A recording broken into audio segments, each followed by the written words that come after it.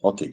A partir desse momento, nós, do Movimento Negro Unificado São José do Rio Preto, damos por iniciada a oficina disruptiva online, letramento racial, narrativas e contranarrativas. Quero deixar transparente que as opiniões e falas expressas pelo nosso professor Valdemir da Costa não significam necessariamente a posição do Movimento Negro Unificado. Aliás, todo posicionamento, condução ideológica e de atitude do Movimento Negro Unificado São José do Rio Preto estão descritos nos todos os documentos formais, nos regimentos formais, dos estatutos formais do Movimento Negro Unificado. Queremos ressaltar que atitudes de racismo, de misoginia, LGBTfobia ou qualquer tipo de intolerância serão duramente e veementemente rechaçadas. Esse espaço é um espaço democrático para a discussão, para a abertura do pensamento e para a luta antirracista. Eu vou começar a falar sobre raça, etnia e negritude, né? Porque a oficina hoje nós vamos tratar sobre letramento racial, tá? E o que é o letramento racial, se não o conhecimento, né, da sua posição dentro da sociedade. Apesar de a gente falar de letramento racial, nós não vamos falar aqui de raça, nem de etnia, vamos falar muito mais de negritude. Muito mais de negritude aqui. Vamos falar um pouquinho sobre a definição do que é raça enquanto povo brasileiro, né? Etnia enquanto posição na sociedade, para a gente se encontrar, se localizar dentro da sociedade, enquanto homens, mulheres, né, trabalhadoras e produtoras de conteúdo de vida, e um pouco de negritude, para a gente tentar unir um pouco mais esse povo preto brasileiro, porque eu acho que é isso aqui, essa é a ideia, talvez, do MNU, fazer essa questão dos estudos, unir um pouco mais o povo preto brasileiro, tá? Porque talvez essa questão do desconhecimento da sua condição deixe o povo preto um pouco dissociado dessa condição de ser usado pela pequena população poderosa que hoje nós temos no Brasil, e quando a gente fala em poder e dinheiro, a gente sabe que a gente está falando de brancos. É uma questão de etnia também, tá? Então, como é que eu comecei falando da minha história? Exatamente por isso, talvez seja a minha história um pouco a base, né, do que eu vou falar, representa um pouco bem da negritude em grandes cidades, porque eu vim de uma cidade metropolitana, que é São João do Meriti, a cidade mais densamente povoada da América Latina, é chamada pela ONU de o Formigueiro das Américas, pela quantidade de pessoas por metro quadrado, né, per capita da cidade. E isso criou um problema sério. Nos anos 80 e 70, o Brasil só tinha a obrigação de colocar uma criança na escola. E aí você pensa bem, o Ministério da Educação tinha a obrigação de ter que cada família tivesse uma criança na escola. E aí a minha família tinha 3 crianças. A minha irmã era um pouco mais velha, o meu irmão era um ano mais novo. Quem ia para a escola? Meu irmão. Imagina o que isso gerou na população brasileira preta e pobre. O governo só tinha a obrigação de colocar uma criança na escola. E aí eu, por exemplo, entrei na escola com 9 anos, porque entre 7 e 8 anos não tinha vaga para mim. E minha mãe não tinha dinheiro para pagar a escola. Então, eu sou fruto de um projeto de educação que limitava o acesso de pessoas pobres à escola. Eu entendo que, na época, foi feito o que podia ser feito, né? O que podia ser feito era isso. O governo só tinha condições, naquela época, de construir ou ter escolas, da alfabetização para uma criança. Hoje em dia, não. Hoje em dia, a obrigação é todas as crianças estarem na escola. Beleza, já mudamos isso. Então, hoje nós temos uma outra situação no Brasil. Hoje, pelo Ministério da Educação, a obrigação é de todas as escolas, todas as crianças estarem na escola. Que bom. Então, o letramento racial vai tratar sobre essas questões do preto pobre entender que tem condições, tem situações no seu entorno que limitam o seu acesso a ter as mesmas oportunidades que o povo branco tem. Na definição da nossa Constituição, ela diz que o povo brasileiro ele é formado por pretos, brancos e índios. Isso significa que o povo brasileiro é formado por essas três raças, tá? Não é por uma nem por duas, é por as três. Significa que você é brasileiro, você tem na sua Constituição as três raças, e eu vou mais além, tem também as questões dos povos que vieram para constituir o nosso povo brasileiro, que são os povos latino-americanos, os asiáticos, né? Os europeus, os alemães, que são mais louros, e assim sucessivamente. Porém, a questão de raça, ela é muito maior do que só essas questões que foram nos passadas no passado. Né? A ideia antiga é que a raça é dividida em apenas três básicas raças, ou seja, os brancos europeus, os negros africanos e os amarelos asiáticos. Essa é uma questão bem antiga. Hoje, já não se fala mais só nessas três, até porque existem outros fatores que não só cor da pele, origem, idioma, para fazer essa definição de raça. Mas ainda tem uma questão legal que diz que você não pode se definir como nenhuma dessas três raças separadamente, se você quer dizer brasileiro, ou seja, o brasileiro ele é formado por essas três raças. Por isso que nos documentos a gente tem essas definições de cor, de pele e não de raça. Mas, quando a gente fala de etnia, a gente está falando de outros fatores além de só cor da pele, origem e idioma. Estamos falando também de cultura, né, de identificação. E aí sim, aí nessa questão, nós somos um povo negro, sim, e pardo, sim. Por quê? Na nossa etnia, é sim negra. Como estão falando de etnia, negro, claro. Negro porque nós nos identificamos com o povo negro africano, claro que sim. Nossas origens, nossos antepassados, nossa cultura tem muito a ver. Então, quando a gente fala de etnia, somos sim negros do padrão, partindo do princípio do negro africano. É claro que também podemos dizer que somos brancos também, com certeza. Quando se fala de etnia, pode falar que é branco. Podemos falar que somos amarelos também, ou índios também, claro. Porque a etnia ela tem muito mais a ver com a questão de identificação e de estar dentro da cultura daquela etnia, que no caso pode ser negra, índia, branca, amarela, ou caucasiano, ou o que seja, o que você se identificar. Legalmente, a pessoa pode se identificar com aquilo que melhor lhe pareça. Tá, gente? Agora, a negritude, essa que eu acho o grande fator moderno, e eu acho que isso que a gente tem que se ligar. Eu acho que todos, eu estava comentando na minha aula sobre essa questão de a gente tratar a negritude como a base de tudo. Porque a negritude, ela vai mais pela união das pessoas que se sentem iguais, parecidas, que têm uma comunhão de ideias, né? Aí sim, negritude. Então, mesmo que você não tenha nascido na África, ou no Brasil, ou que a sua pele não seja tão retinta, ou que você seja uma pessoa de origem mais nobre ou rica, você pode sim se identificar enquanto negro se você tratar da questão da negritude, porque você está dentro do conceito, você está se identificando, você está participando da luta do povo negro enquanto Constituição Mundial, negritude. Então, a negritude é muito mais abrangente do que as definições de raça e de etnia. A negritude fala da luta, do movimento, de estar em atividade. Essa é a negritude.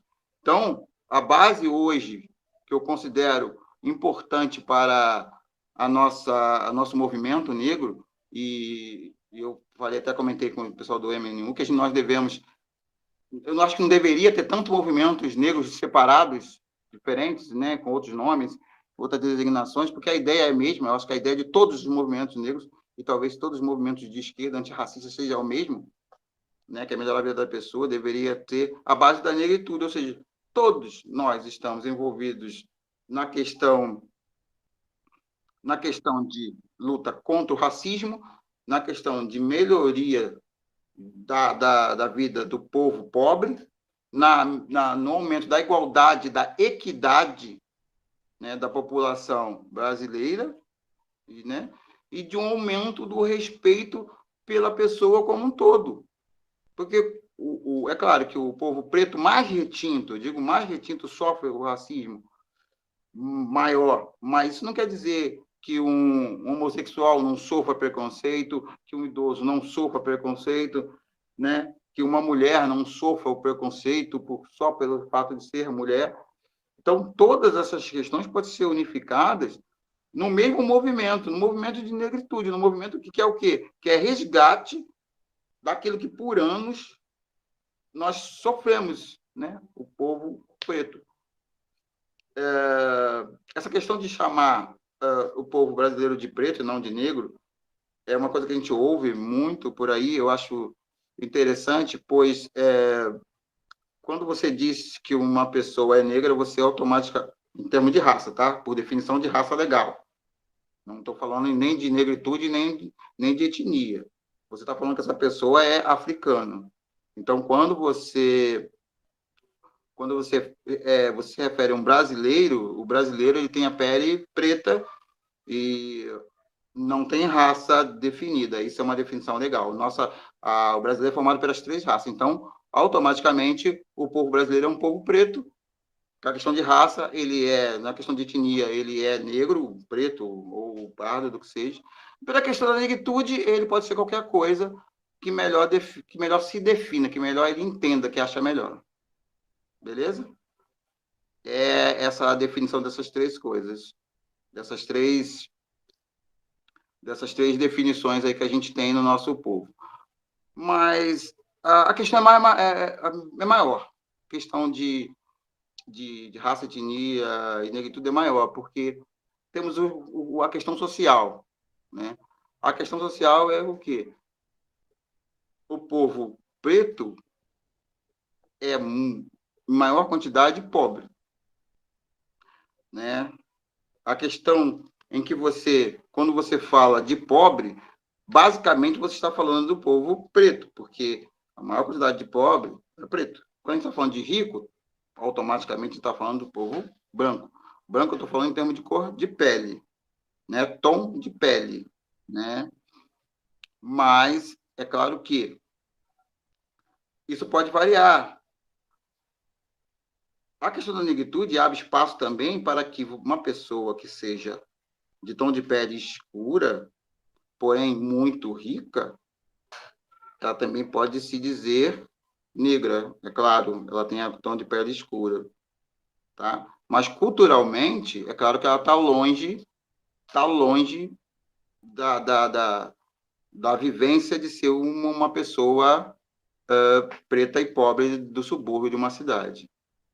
Então, quando você une as pessoas em torno de uma situação social, também você une também as pessoas de uma questão de etnia, né? A etnia, os povos africanos são etnicamente negros, porque também tem a questão do povo africano ter, na sua Constituição, ser uma população que não tem os mesmos confortos e a mesma riqueza do povo europeu, por exemplo. Isso também une o povo africano dentro da ideia de negritude, por uma questão de luta social do povo africano também, que a gente acaba comungando com isso. O povo brasileiro acaba comungando também dessa questão dessa luta social, né, de saber que a maioria do povo preto brasileiro também é o povo que fica à margem da sociedade, um povo que não tem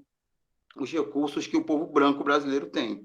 Então, isso é uma igualdade, né, uma similaridade entre o povo preto ou negro brasileiro e o povo negro africano. Por isso que tem essa igualdade. A gente não tem a mesma ligação com o povo pobre asiático, que também é um povo muito sofrido, por conta de não ter a semelhança de tom de pele. Mas é claro que um povo do Oriente Médio, ele também é um povo negro, tá?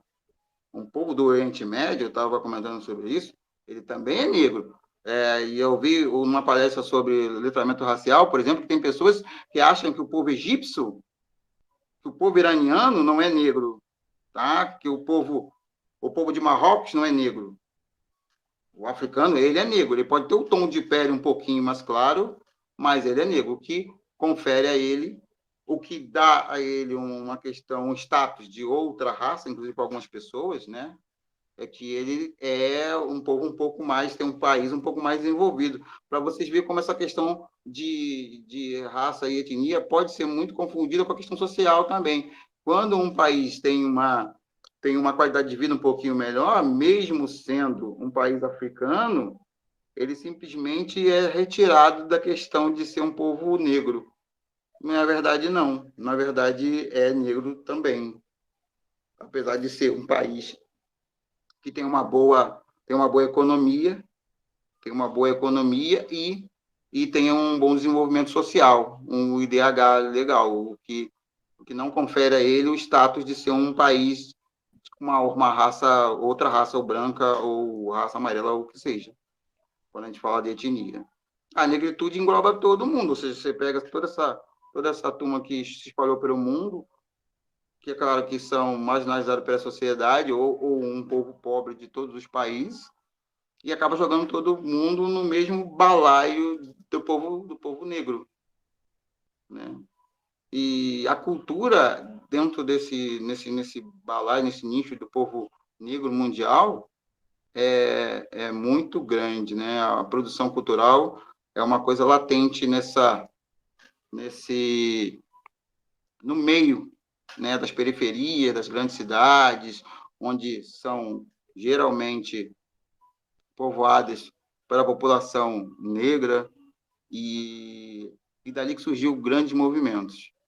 O que torna o povo negro um povo socialmente excluído, né?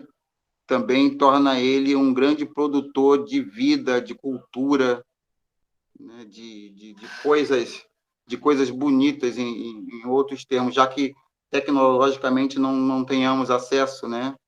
Mas o que imagina se você dá oportunidade para esse povo negro mundial de ter acesso a produzir tecnologia, a produzir conteúdo científico, né? O que não sairia. Gente, essa primeira parte ela finaliza aqui. Aqui no tema 2, vamos falar do autoconhecimento e empoderamento. Eu já fiz uma introdução ali, aqui é a introdução quando eu falei da produção cultural. Esse autoconhecimento de entender que o povo brasileiro é essa mistura, e como Darwin já dizia, né, que essa mistura é que torna o povo brasileiro um povo tão fluido, tão capaz de solucionar problemas, né? Eu vi até a mensagem aqui na mensagem, deixa eu ver quem mandou aqui, o Carlos mesmo mandou do IBGE, né, que a proporção de pobres no Brasil é de 18% entre brancos e praticamente o dobro de pretos, é exatamente isso aí. E o que acontece? Essa mistura do povo brasileiro fez com que o povo brasileiro seja esse povo tão capaz de solucionar problemas. Nós, hoje, no Brasil, nós somos líderes em muitas coisas. Nós temos cientistas que trabalharam fazendo junto com a definição do genoma. Temos cientistas que ajudaram na fabricação de vacinas. Por quê? Porque essa nossa mistura é uma mistura muito boa. Sem falar que, geneticamente, quando você se mistura, o ser humano tende a melhorar, a resolver questões como doenças, né? Melhorar a sua capacidade de crescimento, melhorias em tudo, né? Então, quer dizer, o fato do povo brasileiro ser uma mistura não é demérito, na verdade é uma qualidade. E é por isso que o povo brasileiro preto não pode ser definido apenas por uma raça, ser dado somente uma raça para ele, né? A grande ideia de que você tem na África, por exemplo, uma quantidade muito maior de povos negros dentro da raça dita pelo europeu negra do que entre as próprias outras raças separadas, né? Então, essa variedade dentro da própria raça negra é que torna ela tão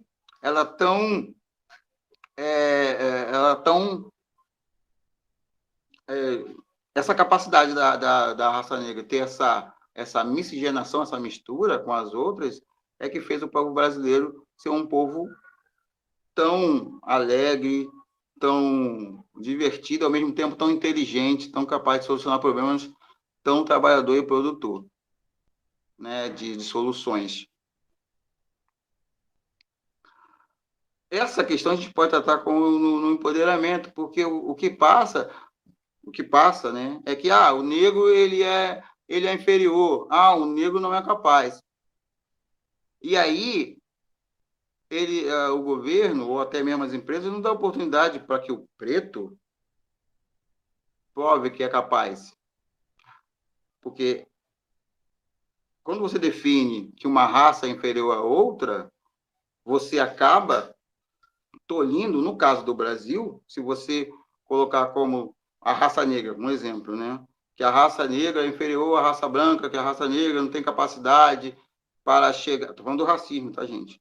Não tem capacidade para chegar numa faculdade, como já é muito falado por aí, você está simplesmente tirando 70% da população brasileira de ter acesso à informação e ter condições de produzir coisas boas, coisas no ramo da tecnologia, das ciências. Se você só limitar essa população a ter acesso à produção, a ser meio de produção e não a ser meio de gerenciamento, você limita toda a produção brasileira, né? Então, quer dizer, o racismo em si, ele é uma coisa nociva até para o próprio branco.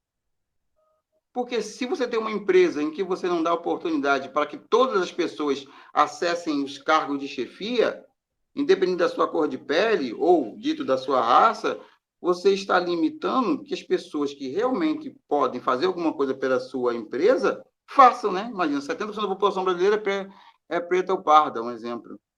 E aí você está só limitando para 30%. Dentro de 30% você vai ter que tirar as pessoas boas que cuidarão da sua empresa. Então, a questão de racismo também é uma questão de limitação da própria produção brasileira, produção intelectual, produção científica brasileira, né? Trabalhar esse empoderamento do próprio jovem, né?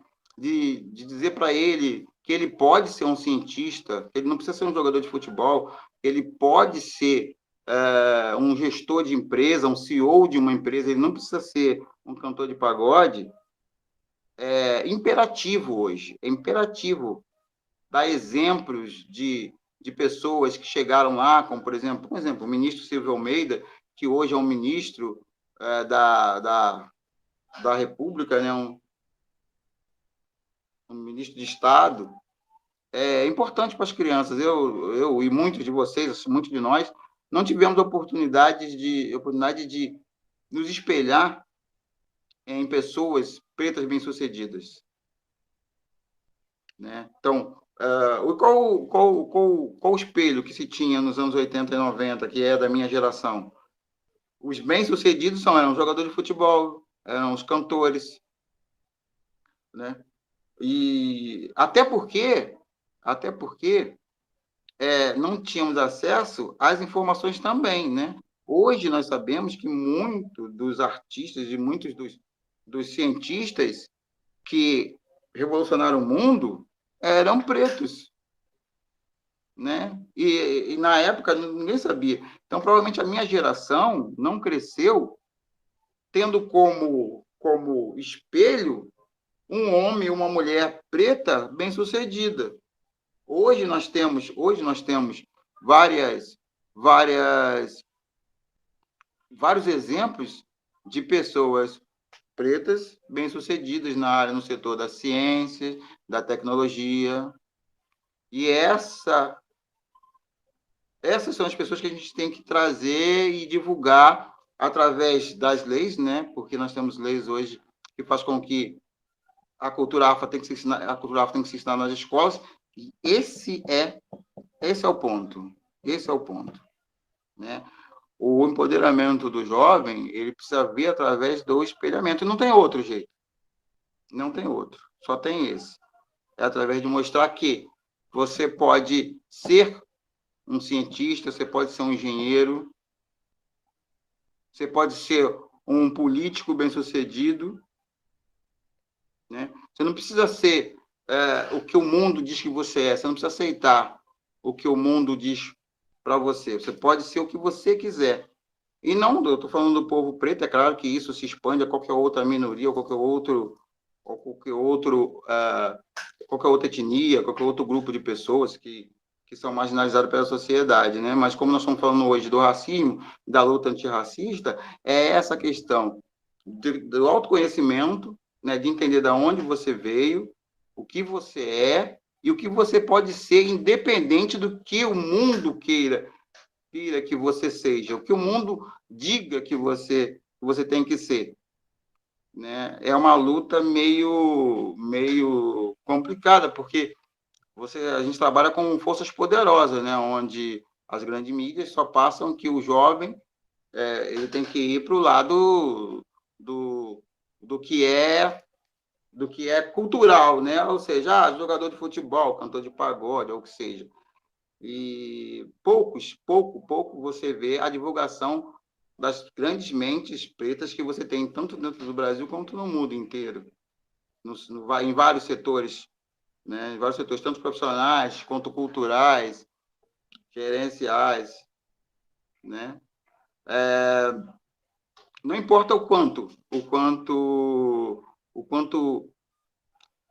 podemos fazer, né? Vamos começar assim. Vamos dar um exemplo do que pode ser feito, né?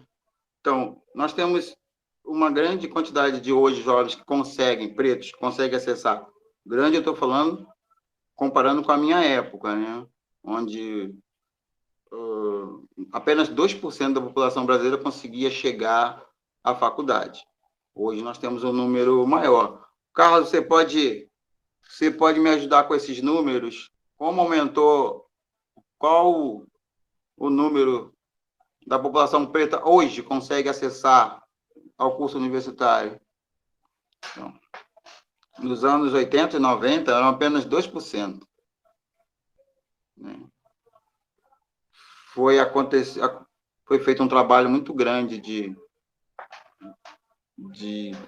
melhoria, inclusive, por eu ter falado, eu falei, né, que eu passei no Enem e fiz a faculdade num campus perto da minha cidade, né, que era em São João de Meriti, eu morava em São João de Meriti, o campus era em Nilópolis. Então, o fato dessa faculdade ter aberto, da UERJ, né, da UERJ, ter se juntado com a FATEC, ter se juntado para fazer um campus do Instituto de Educação, Ciência e Tecnologia em Nilópolis, na Baixada Fluminense, é que possibilitou, né, o meu acesso a esse campus. Se não tivesse esse campus em Nilópolis, que era muito próximo da minha cidade, eu não teria acesso a essa faculdade. Valdemir, só para atualizar essa informação que você me solicitou, De acordo com o IBGE, gente, lembrando que esses dados não são atualizados por um motivo óbvio, tá? Que é para o IBGE fazer o censo a cada 10 anos, mas infelizmente, no período do desgoverno, que graças a Deus terminou agora, dia 31 de dezembro, vocês viram muito bem que não houve nada de censo do IBGE. Mas esses dados são de 2021, dizendo que a graduação presencial no Brasil, de números de 2020, cerca de por volta de 11% das pessoas pretas estão no curso onde tem mais gente preta, que é de pedagogia, apenas 11%. Quando a gente vai para a enfermagem, que é um número também que tem uma população, vamos falar assim, de estudantes pretos alta, esse número cai para 8,5%. Ou seja, nós não estamos, Valdemir, nem com cerca de 15% da população que está no curso de nível superior aqui no Brasil. É um número realmente muito pequeno. Populacionalmente, nós temos cerca de 56% entre pretos e pardos, gente preta. Mas nas universidades, nós não chegamos nem a 15%. Obrigado, Valdemir. Então, isso que eu queria falar. O que acontece? Além de ser apenas 15%, como o Carlos falou, o número de alunos, né, em cursos de tecnologia, de medicina, direito, engenharia, é bem menor. Isso é a questão. Aí, eu estava conversando, por exemplo, com vários pessoas do MMU, significa, então, que a população preta não quer fazer medicina, não quer fazer direito? Não, a questão não é essa. A questão é que existe todo um trabalho mental para que a população preta acabe acreditando de que esses cursos não são para ela. Sem falar que um curso de medicina é um curso que é integral. Como? Quando a gente fala de população preta, estamos automaticamente falando da população pobre. Como uma população pobre, como um pai e mãe de uma família pobre pode colocar o seu filho num curso de medicina integral, que é um curso extremamente, mesmo que seja numa faculdade federal, é um curso caro, porque você tem alimentação, você tem estadia, você tem outras coisas. Além, quem fez faculdade sabe que a faculdade não é só você ir para a faculdade. A faculdade é bem mais do que só você estar numa sala de aula. Faculdade é uma coisa bem maior. Então, o custo de uma faculdade, mesmo numa faculdade federal, é muito grande. Então, esses cursos de engenharia, direito, que são os salários que são maiores, são exatamente os cursos povoados para a população branca, porque a questão racial também é social. Quando a gente fala da questão que você coloca essa dificuldade de acesso a esses cursos, você está limitando e você está delimitando o acesso do povo preto pobre à melhoria de vida. Porque se eles não chegam, se o povo pobre não consegue fazer os cursos que pagam melhor, significa que a questão social vai perdurar naquele grupo de pessoas. Isso é um trabalho, isso não é incidental, isso é um trabalho que acontece por anos dentro do Brasil, e talvez até no outros países do mundo, nós estamos falando hoje do Brasil, onde o governo prefere dar oportunidade para esses cursos, manter, né, esse acesso a esses cursos das pessoas que têm melhor condições de vida, e quando a gente fala de pessoas com melhor condições de vida, estamos falando de pessoas brancas. Quando a gente fala de pessoas mais pobres, estamos automaticamente falando das pessoas pretas. Por quê? A questão sempre foi de classe, né? Nunca é diferente.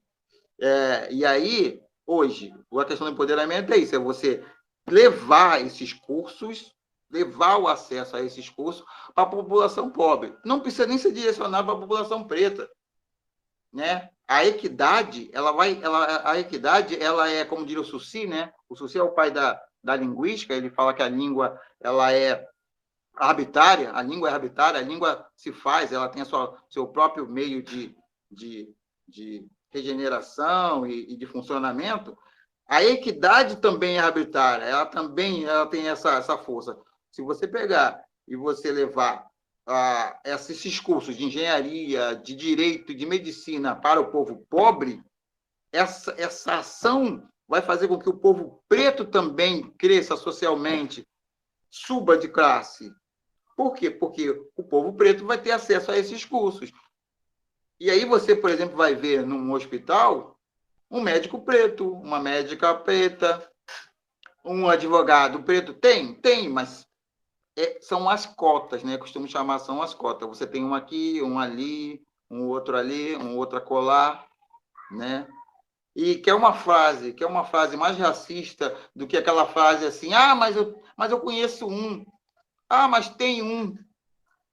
Poxa, se você tem a população muito maior brasileira de pretos e pardos, como num nicho enorme de um hospital que tem, tipo assim, 2.000 médicos, você encontra 3 pretos. Aí você pergunta, tem alguma coisa errada aí, tem alguma coisa. Porque é complicado, né? E o que também tem uma desculpa aí também do povo branco, né? O povo branco poderoso que diz: mas a faculdade está lá. Quem quer faz, quem quer consegue. Gente, não é assim. Não é assim, né? Todos nós temos, alguns de nós, outros ainda não, mas terão um dia uma família, tem filho, sabe como é difícil, caro, hoje, oneroso no Brasil, você manter um filho numa escola, mesmo numa escola pública. Imagina uma faculdade, como não é difícil. Imagina um pai de família que ganha R$ 1.500, R$ 1.800, com a mãe, a mulher que ganha R$ 1.500, R$ 1.300 também, com casa para pagar, aluguel, comida, você manter um adolescente, um jovem numa faculdade, mesmo sendo pública. Mesmo com toda a ajuda do governo, a coisa não é tão fácil assim. Também não é impossível, a gente entende que não é impossível, é sacrificante, mas você limita, você restringe. E é essa luta que a gente tem que ter. Diversificar esse acesso, melhorar esse acesso do povo preto pobre às faculdades de engenharia, medicina, direito, ou seja, os cursos e graduações que pagam melhor no Brasil no momento. São as profissões que pagam melhor. Aqui nós finalizamos a parte do empoderamento, né? Você quer falar alguma coisa, Carlos, Keila? Sim, apenas para a gente deixar bem transparente, ficar bem colocado na nossa mente, vou entrar aqui com outros dados do IBGE, dados oficiais. Escutem bem, mais da metade dos trabalhadores aqui no Brasil, trabalhadores e trabalhadoras em 2021, cerca de 53,8% eram de pessoas pretas e pardas, 53,8%. Porém, quando você soma todo esse povo preto, ou seja, esse 53,8%, apenas 29,5% ocupando os cargos gerenciais. Ou seja, cadê a grana para eu manter meu filho naquela universidade, tanto a particular, como também na pública? Ou também, cadê a minha grana para eu conseguir pagar para minha filha e para o meu filho um curso preparatório para ela conseguir chegar na universidade pública? Agora, por outro lado, então, vejam bem, 53,8% trabalhadores pretos, só que 29,5% nos cargos gerenciais. Por outro lado, a branquitude ocupando 69% dos cargos gerenciais no Brasil. E aí eu vou falar um pouco de estranhamento e normatização. Normalização não, normalização. E esse assunto, ele acaba sendo uma extensão do que eu falei antes, né? De como é normalizado você ter numa faculdade federal 90% de pessoas brancas, né? De alunos brancos. Aí você pensa, como tem 90% de alunos brancos num campus no subúrbio, que foi o meu caso, por exemplo, em Nilópolis. Nilópolis talvez seja a cidade mais preta do Rio de Janeiro, é a cidade da Beija-Flor, para vocês terem mais ou menos ideia, né? E São João de Meriti também é uma cidade extremamente preta, pela proximidade com a cidade do Rio de Janeiro, e muitos de vocês sabem que muitos negros já fugiam, tá? Muitos negros já fugiam dos navios negreiros quando eles chegavam na Baía de Guanabara, porque a Baía de Guanabara ela não é oceano, ela é, né, uma baía, então não tem muitas ondas. Então, quando os navios chegavam na Baía de Guanabara, os negros já soltavam, já fugiam, negros fugidios já fugiam dos navios negreiros e eles adentravam pelo Rio de Janeiro através de um bairro chamado São Cristóvão, tá? E esse bairro dá ligação direto com a cidade da Baixada Fluminense, tá, gente? E aí a Baixada Fluminense, então, é uma região muito de uma concentração muito grande do povo preto. E aí, num campus de Nilópolis, por exemplo, você tinha 90%. Na minha turma, tinha dois pretos. Eu e uma menina, entre 40 alunos. Dois. Na faculdade toda, você via um aqui, um outro ali. Né? Digo assim, retinto, né? Mais retinto. Tinha a galera mais pardas, alguma e outra, que aí se mimetizava dentro do grupo, né? Todo do grupo mais clarinho, mas assim, retinto você via poucos. E aí isso é estranheza, a gente precisa ter estranheza disso. Só, pô, como? Será que o povo de Nilópolis não consegue fazer o Enem e entrar nessa faculdade que é aqui? Né? Mais estranho também eram os carrões que chegavam na faculdade, que eram no subúrbio, para fazer uma faculdade. Aí, né? Mas por quê que a maioria dos alunos de uma faculdade que é no subúrbio não moram no subúrbio? Porque o Instituto Federal de Educação, Ciência e Tecnologia de todo o Brasil tem os melhores cursos nas suas áreas. E o que acontece? Como ele tem os melhores cursos, automaticamente também tem uma grande procura. E ao ter uma grande procura, né, quem vai passar, não vai tirar as melhores notas no Enem, é quem fez um curso preparatório de 1 ano, quem fez uma escola no Rio de Janeiro, por exemplo, que é o Pedro II, quem fez um CAPES do IFRJ ou da Unesp, né? São esses alunos que vão conseguir tirar as melhores notas do Enem. E como que um povo preto pobre vai conseguir estudar num CAPES? Interessante que o CAPES também é uma escola federal, é uma escola pública, mas tem um vestibulinho, né? Tem uma provinha que você tem que fazer para entrar, eu acredito. E aí, do mesmo jeito que do oriundo da escola pública, o aluno também não consegue ter uma boa formação para fazer um vestibulinho e entrar numa boa escola, né, de segundo grau, para conseguir fazer um bom Enem, tirar uma boa nota e conseguir acessar essas boas faculdades do Brasil. E aí você tem essas monstruosidades, por exemplo, que é uma faculdade dentro de uma comunidade extremamente negra, num subúrbio extremamente pobre, onde você tem um corpo de alunos formado basicamente por pessoas de classe média para cima. Né? Então, esse é o estranhamento. A gente tem que ter estranhamento e entender por que isso acontece, tentar evitar, porque tentar trabalhar o acesso dessas pessoas, do moradores. Para mim, tínhamos que ser até mais radical, tínhamos que ter mais cotas de entrada de alunos de fora. Né? Eu até estava vendo uma entrevista na televisão, acho que isso é muito justo. Essa faculdade é feita nessa comunidade, então 50% dos alunos dessa faculdade tem que ser dessa comunidade. Porque aí você tem né, dentro da faculdade a função que ela fez, a função do equipamento público, que é formar alunos daquela comunidade. Ela está dentro daquela comunidade, seria dentro daquela comunidade, mas ela não serve enquanto equipamento público dentro daquela comunidade. Né? Ela é um apêndice ali, ela está usando a comunidade apenas como hospedeiro. Né? Isso aconteceu. Então, quando o estranhamento começa aí, mas ele vai além. Quando você chega num restaurante que é mais caro, né? Um coco bambu da vida, estou dando exemplos, é claro, assim, aleatório, um madeiro da vida, que você chega e só tem branco, a gente precisa estranhar isso, né? Que você chega num condomínio onde só tem população de pele mais clara, a gente tem que estranhar e tentar perguntar por que nesse condomínio só tem branco, enquanto que nas comunidades tem muito mais pretos, né?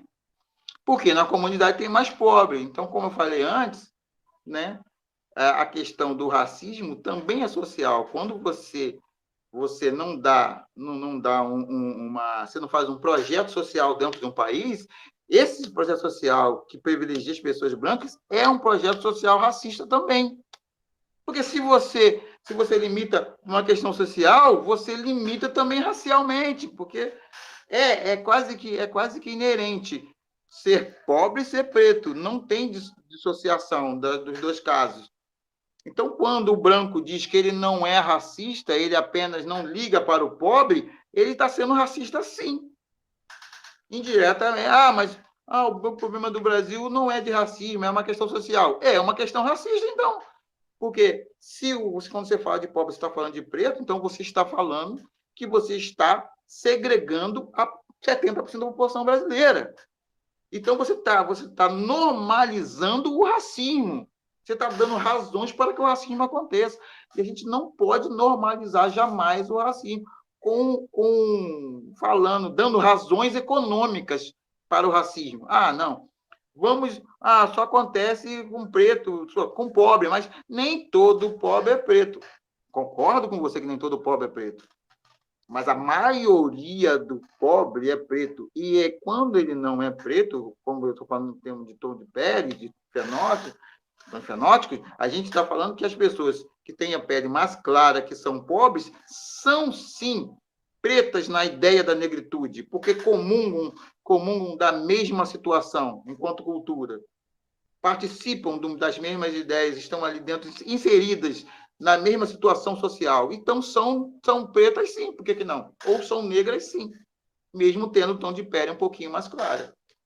E aí a gente precisa trabalhar na cabeça das pessoas o estranhamento dessa situação, em que você privilegia o branco através da economia, dessa desculpa de que não, é uma questão econômica, precisamos trabalhar a questão econômica, e acaba afetando toda a população pobre do Brasil, que, na maioria, é a população preta. Aí, agora eu vou entrar no processo mental de disrupção e dissociação da condição de subserviência social da população preta.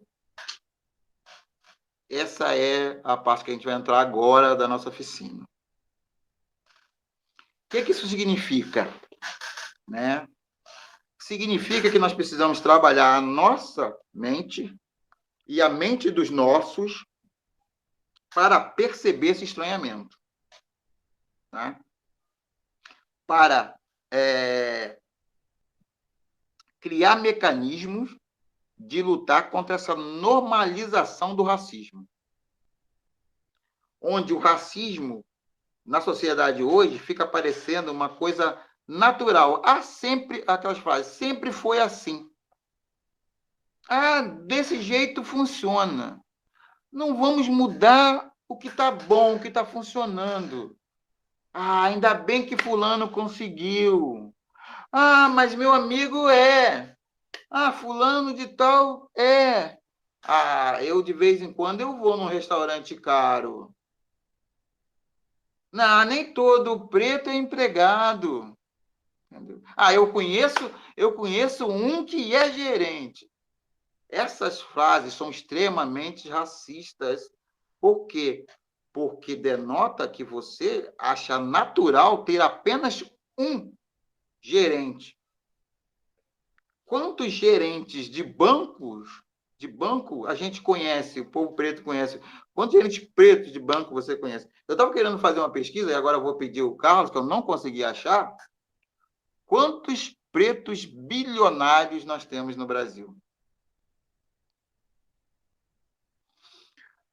Eu tentei achar, eu sei que tem alguns, mas a gente precisa tratar com estranheza a questão da gente ter que ficar pesquisando. Não, a gente não está pesquisando. Você pesquisar pretos bilionários no Brasil, você tem que prospectar, não pesquisar. Você tem que prospectar para poder achar nomes, porque até a inteligência artificial que eu usei para fazer essa pesquisa só me trazia nome de brancos que nem brasileiros são, que é o Lesma, né? O Lema, e a outra, que agora é a pessoa mais rica do Brasil lá, que são suíços. Nem brasileiro, nem morar no Brasil eles moram, nem brasileiros são.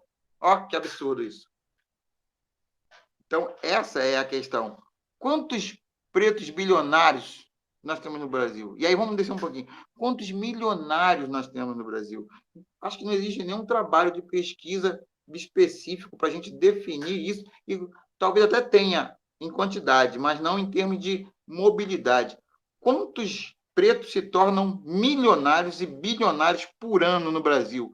Quantos pretos se tornam milionários e bilionários por dia, por mês no Brasil? Qual é a taxa de evolução social do preto hoje no Brasil? Essas questões precisamos tratar, por quê? Porque é natural você ver um branco bilionário, né? Mas por que você não consegue ver? Você não acha natural quando você vê um preto bilionário? Uma mulher, né? Uma mulher preta bilionária. Você vê nos Estados Unidos, né? É mais comum lá. Você tem a Oprah, que é bilionária, né? Mas, assim, e também não é uma coisa muito comum, mas, tipo assim, a quantidade é muito maior nos Estados Unidos e na Europa. Mas precisamos tratar com estranheza também a questão de você não ver um diplomata. Um diplomata é aquele ser humano que representa um cidadão, não, um ser humano, desculpa, vou até especificar. Diplomata é o cidadão que representa o povo em outras nações. Essa é a definição do diplomata. E como que 70% da população brasileira, 56%, né, em alguns dados aí, eu digo mais, eu digo 70% da população brasileira é preta ou parda, e você não tem um embaixador preto? Se o Carlos puder me ajudar, Carlos, você achou alguma coisa em termos de bilionários pretos? O que eu cheguei mais próximo foi um dado do IBGE, dizendo o seguinte, que 1% de pessoas ou de famílias mais ricas no Brasil, aí não estamos dizendo especificamente de bilionários, que, aliás, é um ponto interessante de se dizer que, lá atrás, bem há uns 10 ou 15 anos atrás, a Câmara tentou definir o imposto sobre grandes fortunas, só que emperrou na questão de que como se define o que é uma grande fortuna no Brasil. Certo? Ou seja, a estratégia da branquitude. Né? Se você não consegue definir o que é uma grande fortuna, você pode começar a tributar como se fosse uma grande fortuna aquela pessoa que ganhou R$ 1 bilhão na loteria, que tem toda semana. Né? Mas aqui, ó, desse 1% mais rico do Brasil, 79% são de pessoas brancas e apenas 17% de pessoas pretas. E outra coisa, até agora, estou procurando aqui exaustivamente, não consegui encontrar um nome sequer de uma pessoa ou de uma família genuinamente preta na escala do grupo de bilionários e bilionárias do Brasil. Só mais aquelas famílias que a gente já conhece, famílias tradicionalmente escravocratas, né, que estão aqui desde 1500 e tralalá, ou então famílias europeias, como você bem colocou, suíças, alemães, estadunidenses, que vieram para cá, não tão mais antigamente, e ficam e conseguem ocupar essa posição de bilionários. Obrigado. Então, isso deveria ser uma coisa estranha. Isso deveria ser uma coisa estranha. Isso deveria ser uma coisa estranha. Você achar natural que não tenhamos no Brasil um bilionário preto. Porque se você tem uma população extremamente mesclada, né, e com uma população bem maior, quase 2/3 da população sendo pretas ou pardas, como você não tem pelo menos 10? Gente, eu queria 10. Eu queria achar 10 bilionários pretos brasileiros, geralmente pretos, bem retintos, pretos brasileiros.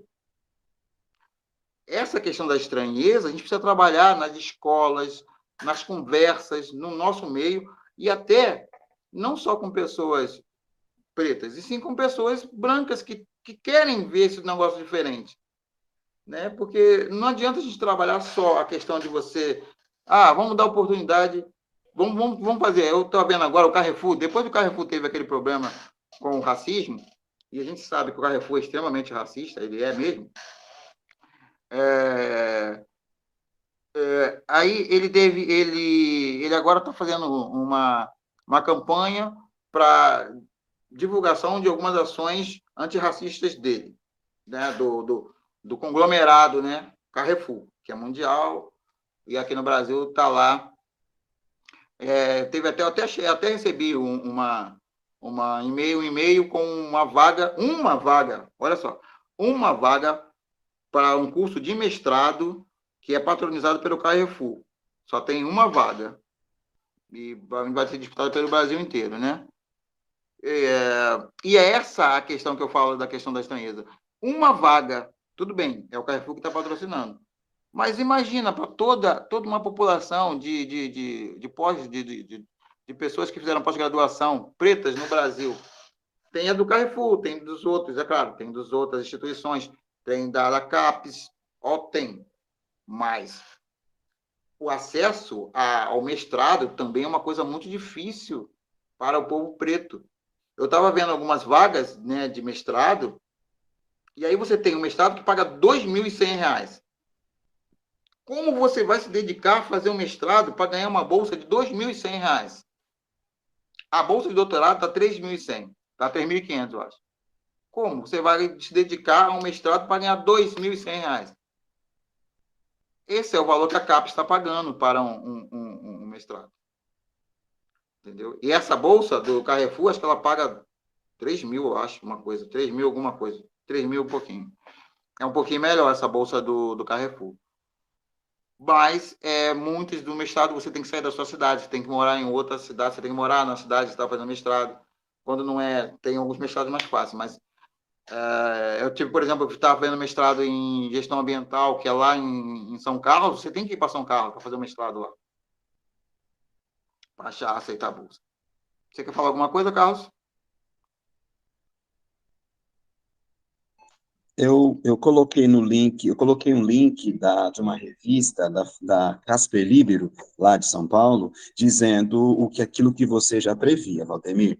De acordo com os estudos da Casper Libero, sobretudo entre pessoas bilionárias, nós não temos bilionária ou bilionário preto ou preta aqui no Brasil. É só branquitude. Gente, tomar cuidado, tá? Pessoas milionárias, pretas e pretos, nós temos no Brasil, mas nós não temos bilionárias, tá? Famílias bilionárias no Brasil, de acordo com a Casper Libero, nós não temos. Está lá no grupo do WhatsApp, tá? Eu gostei de falar do Carlos ter citado essa questão de diferença entre bilionário e milionário, porque muitos de nós não temos a noção da diferença entre bilhão e milhão, tá? Eu botei outro dia no Facebook que eu queria entender por que uma pessoa bilionária só negava impostos. Aí eu vi a resposta de alguns falando assim, mas se a pessoa pagar todos os impostos que ela tem que pagar, ela ia ficar pobre. Eu falei, dedo engano seu. Um bilionário, se ele pagar todos os impostos, em 3, 4 países, talvez até mais, ele não vai ficar pobre. Se ele pagar todos os impostos, talvez até 10 vezes os mesmos impostos em vários países, ele não vai ficar pobre. Porque 1 bilhão é muito dinheiro. Tem até uns estudos, eu estava lendo sobre isso, que uma fortuna de bilhão você não consegue adquirir numa vida. Todas as famílias, eu vou falar a verdade, não existe pessoa bilionária, existe família bilionária, tá? Não existe uma pessoa bilionária. A família é bilionária. Porque ela já vem enriquecendo, as gerações. Uma vida de uma pessoa, ela não consegue, trabalhando honestamente, adquirir uma fortuna de bilhões. Então, foi feita uma pesquisa e foi comprovado. O Elon Musk, por exemplo, ele é bilionário porque o pai dele já era milionário antes e hoje ele é bilionário. Então, né, tirando assim. Outros exemplos a gente não vai entrar aqui em questão, porque a questão aqui não é questão de dinheiro, é só questão de a gente entender que deveria ter pretos bilionários no Brasil, como tem nos Estados Unidos, como tem na Europa. Tá? Tem pelo menos 1, 2, sei lá. O Pelé deveria ser bilionário, sei lá, um exemplo. O cara deveria ser bilionário. O cara é o rei do futebol, ele não era bilionário. Como? Né? E isso não causa estranheza. Por que o Pelé não é bilionário? Por que o Pelé não tem uma fortuna de 1 bilhão? E o Pelé, se ele for receber todos os royalties pelo uso da imagem dele, com certeza dá mais de 1 bilhão. Então, significa que em alguma parte da vida do Pelé, ele vendeu o direito da imagem dele para alguma empresa branca viver da imagem dele. Porque a imagem do Pelé gera 1 bilhão fácil. Então, alguma coisa, uma interseção. E é esse trabalho de transformar a ideia, o povo preto, em subserviente, em que aceitar que ele pode ser submisso, que ele pode ser inferior, que ele não tem condições de acessar a ser bilionário, a ser um CEO de uma empresa, a ter uma empresa renovada, a ser presidente, a ser senador. É uma questão que a gente precisa trabalhar mentalmente, a gente precisa regurgitar toda essa ideia que nós estamos engolindo. E eu, no caso, eu acho que o pessoal do movimento, eu acho que vocês que estão aqui hoje nessa live, estamos mastigando por anos, né, essas coisas que são enfiadas para a gente goela abaixo, né, de que é natural que um filho de família rica entre numa escola federal, curse um curso que é destinado a uma pessoa pobre, se forme, faça mestrado, doutorado nessa mesma faculdade sem pagar um centavo. Depois ele entra num cargo de chefia e gerência, porque o pai ou a mãe dele é amigo do dono, conhecido da família, e ele vai acessar aquele cargo de chefia ou de gerência, ou de secretariado, de coordenação, e aí ele vai galgar os outros altos cargos dessa empresa ou dessa autarquia ou empresa pública ou cargo público, e aí ele vai chegar nos altos cargos nesse ritmo facilitado pela questão familiar que é hereditária, né? Que é hereditária, né? Então inclusive em outra pesquisa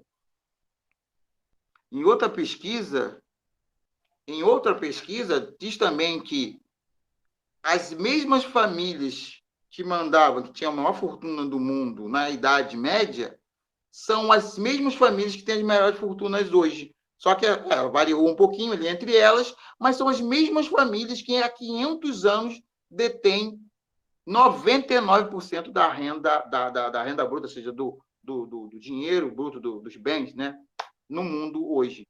E automaticamente essas famílias não são pretas, né, gente? Vamos ser sinceros. Os Rockefellers da vida, os Bragança, os de Sá, não são pretos, né? Os Altenhoffs e assim sucessivamente, né? Mas exatamente, eu vi aqui uma mensagem, né? Foi um africano, ele foi o homem mais rico porque tinha muito ouro. Eu ouvi falar também a própria rainha de Sabá, extremamente rica, era negra, africana, e ela foi representada num filme do Idris Elba como uma negra linda, maravilhosa. Empoderamento, né? E cria estranheza você ver a rainha de Sabá sendo representada por uma negra. Cleópatra, tá? Cleópatra era negra, tá, gente? Porque Cleópatra era egípcia e os egípcios são negros. Só que, tudo bem. Elizabeth Taylor, eu libero ela para ser a Cleópatra. Mas só ela, só a Liz. Mas ninguém pode interpretar a Elizabeth Taylor se não for negra. Ou pode interpretar a Cleópatra sem ser negra. Só a Liz. Depois, tá fechado? Que todas têm que ser negras agora? Não dá. Então, essa questão da gente mudar a nossa mente, de começar a ver. Alexandre Dumas, gente, para vocês terem mais ou menos ideia, Alexandre Dumas era preto. Tá? E quando você vê fotos do Alexandre Dumas em vários lugares por aí, você vê bem que ele é bem clareado, né? A imagem preto e branca dele é bem clarinha, para deixar ele bem clarinho. Fora outros, estou dando um exemplo do Dumas entre outros, mas assim, então, nosso trabalho hoje, aqui nessa oficina de letramento, é conhecimento e empoderamento. Tá? E essa mudança de mentalidade de que existe um trabalho, um trabalho um trabalho orquestrado, tá? Orquestrado, gente. Não é incidental. Vocês têm que entender que esse trabalho que acontece no mundo até hoje não é uma coisa que acidente. Eles não fazem isso porque, não sei. Não, eles fazem propositalmente, tá? Diminuir diminuir o preto para que ele se ache inferior, para que ele não galgue, altos cargos dentro das empresas, dentro dos conglomerados, dentro das autarquias e empresas públicas e dos cargos públicos, tá? E manter dentro do seu nicho ali, do seu nicho familiar, o poder e o dinheiro dentro da sociedade. Isso é uma coisa que facilmente se percebe quando você olha com outros olhos, né? Quando você chega, como eu, por exemplo, que trabalho perto da Unesp, e vejo na Unesp só entrando gente branca na Unesp. Eu fico achando, gente, tem alguma coisa errada em só entrar gente branca na Unesp, porque a Unesp é uma faculdade pública. E como que só tem gente branca na Unesp? Aí muitos vão dizer para vocês que é porque o preto não estudou e não passou no Enem. Errado, gente. Isso é racismo quando a pessoa fala isso. Porque o preto tem a mesma capacidade do branco. A única coisa que ele não tem, que ele tem diferente do branco, é acesso a boas escolas. Porque o branco que está ali, o branquinho, o filho do branco, que está naquela Unesp, que é pública, ele estudou numa boa escola particular, teve um professor que fez o reforço escolar para ele, ele teve uma família estruturada, onde o seu pai e sua mãe têm uma família estruturada, teve condições de estudar com tranquilidade, teve um computador, um notebook, e conseguiu passar no Enem com boas notas e entrou na Unesp, enquanto que o filho do pobre... E aí eu já falei para você, quando eu falo filho do pobre, quando eu estou falando do pobre, automaticamente eu estou falando do preto, porque, como eu já falei antes, a questão social também é uma questão racial. Então, o filho do pobre ele não tem uma família estruturada. A escola que ele estudou pública só teve 3 meses de aula no ano, porque o professor entrou em greve e não conseguiu receber direito. E aí ele não conseguiu ter toda a ementa, né? Ter toda a ementa que o Ministério da Educação diz que a escola tem que passar para ele, não teve uma formação paralela à formação acadêmica, ou seja, não falou sobre outros assuntos que são necessários para você ter uma boa nota no Enem, porque o Enem não trata só de questões acadêmicas, trata também de questão de atualidades, de outros fatores que vêm junto, porque hoje o Enem ele tem um formato que é um formato diferenciado, né? É um formato mais direcionado para a lógica e para o entendimento, não só para questões acadêmicas formais, e aí ele não consegue ter uma boa nota para entrar numa faculdade pública. E aí você veja, existe um trabalho do poder de deixar as escolas públicas sucateadas, porque ele sabe que o branco não está nessa escola, ele está na escola particular. Então, o ato de você sucatear uma escola pública é um ato racista. Por quê? Quem vai sofrer com essa ação de sucatear a escola pública é o povo pobre, que automaticamente também é um povo preto. E aí ele não vai ter acesso a boas faculdades. E esse ciclo vai se fechar ano a ano, toda vez que um pobre tenta alcançar, procurar novos caminhos. Tem, é claro, uma pequena porção da população pobre preta que consegue fugir? Tem, mas isso não é representativo. Se fosse representativo, o Brasil não seria o que é hoje. Então a pessoa pensa, mas tem muita coisa sendo feita. Tem, mas é ínfimo comparado com a necessidade do povo brasileiro. A lei é clara com relação a isso, né? E às vezes muita coisa não tem nem muito a ver com dinheiro, tem a ver mais de força política, de você pegar as escolas e fazer um currículo, né? Um currículo decente. Você dá liberdade do professor ensinar o que ele precisa ensinar para os alunos, sem tolir, sem direcionar, sem criar mecanismos dentro das escolas que limitem esse professor e o próprio aluno de aprender. Né? Esse estranhamento de por que o professor... Muitos professores tentam ensinar cultura de verdade, com equidade, com igualdade, e muitas escolas não deixam, muitas escolas tiram. Ah, não, o que tem que ser passado é isso aqui, é o que está no livro. O livro, muitas vezes, foi escrito em 1970. Tem muitos livros que você usa hoje em escolas, até em faculdades, que não são atualizados. Né? Na faculdade que eu fiz, acho que em todas, né? Mas eu falo mais do Instituto Federal, os meus professores não usavam livro, porque na primeira semana de aula foi conversado com a gente, ó, nós não vamos usar livros, porque o conhecimento que vocês vão ter aqui nessa faculdade é atual, e nós não temos nenhum livro que passe o conhecimento que a gente precisa passar para vocês. É claro que nós estudamos com livros, mas nós estudamos com livros para ter a base das informações.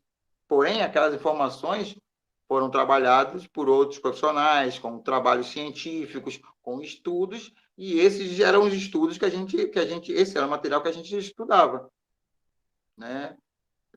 Porque eu fiz faculdade de gestão da produção, e a produção e a produção industrial é uma coisa que é muito volátil, é uma coisa muito fluida, ela evolui sempre, então a gente precisa estar sempre atualizado. Não adianta estudar o que o toyotismo fez, o que o fordismo fez. A gente precisa estudar o que está acontecendo hoje. E essa é também a questão do ser contra o racismo, né? Da luta antirracista. Na luta antirracista, a gente precisa colocar o que está acontecendo hoje. O que a gente pode fazer hoje? O que a gente pode mudar hoje? O que está acontecendo na nossa volta hoje? Não dá para pensar do que aconteceu nos anos 80, nos anos 90. A gente precisa ver, hoje nós temos acesso à tecnologia, nós temos acesso à internet, nós temos ferramentas que nós podemos usar para letramento, como essa palestra, por exemplo, essa oficina hoje, para letramento racial, juntamente com outras ferramentas. Eu sei que tem vários professores aqui, que como eu também dá aula, né? Para criar esse estranhamento e criar esse processo mental, que eu acho que é o mais difícil, das pessoas saírem dessa bolha de achar que tá bom. Não, nos deram... a gente, pelo menos... um exemplo. A Globo, ela está colocando vários repórteres, né, pretos, tem até vários profissionais pretos. Beleza, legal, é um caminho. Vou falar das cotas também depois. É um caminho? É. Mas vamos botar um diretor preto? Vamos. Vamos botar um diretor de núcleo preto? Para ficar legal? Vocês entenderam? Então, a minha empresa está fazendo igual o Carrefour. Nós temos um projeto de dar oportunidade para o preto. Aí, sei lá, bota o cara como coordenador, bota o cara como supervisor, beleza. Bota o cara como gerente, sabe? Por que não? Porque não pode. Ele pode ser supervisor, ser coordenador, mas não pode ser gerente regional. Bota o cara como... É igual os bancos. Bota o cara para ser gerente regional. Bota o cara para ser gerente empresarial no banco. Essa de associação que a gente tem que fazer. Porque nos dão um paliativo, sabe? É um engodo de falar que eles estão deixando...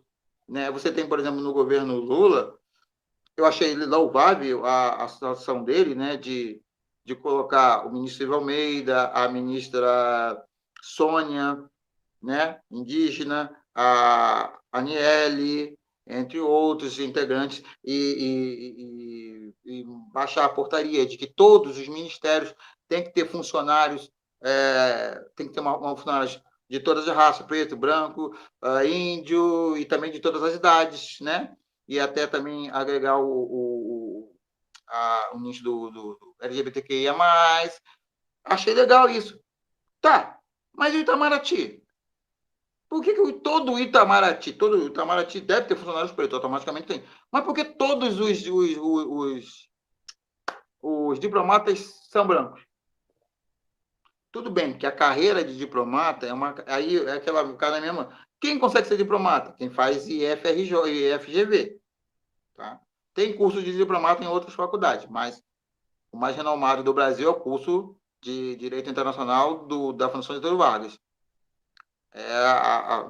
Quem consegue entrar nesse curso é o branco rico, o classe média. O povo pobre não consegue acessar esse curso. Então, nós temos que ter cursos públicos nas faculdades públicas com um mesmo nível do curso da FGV, para que eles possam disputar e ser também diplomatas.